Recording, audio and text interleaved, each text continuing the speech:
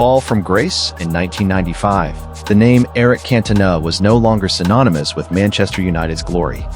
Instead, he became the most hated man in England following an incident that would be etched into football history forever: the infamous Kung Fu kick at a Crystal Palace supporter. While the world believed this was the end of his career, it was actually the beginning of the greatest redemption arc in the history of the Premier League. The genius with a temper Cantona was the missing piece, who led United to their first league title in 26 years back in 1992. But behind his artistic brilliance lay a ticking time bomb. Known for being stubborn and emotional since his days in France, his fiery temperament often led to red cards and clashes with officials. He was a genius, but a dangerous one. The breaking point arrived on January 25, 1995. Just 4 minutes into the second half, Cantona was sent off. As he walked toward the tunnel, a fan named Matthew Simmons shouted insults from the stands. Cantona snapped. He launched himself into the crowd with a flying kick. In those few seconds, his world, and the world of English football, was turned upside down. Weave past a couple of defenders. McClair, here's Cantona! He's done it!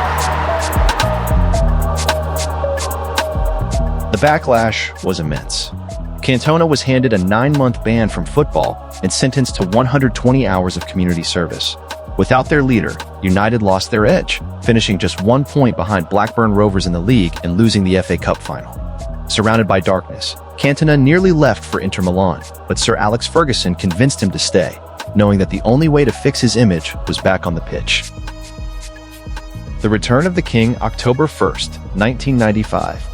9 months after the incident, the King returned against arch-rivals Liverpool. He immediately proved his worth by scoring a late penalty to save United from defeat.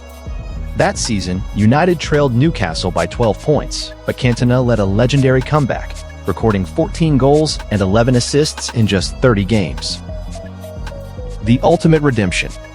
The climax of his redemption came in the FA Cup final against Liverpool.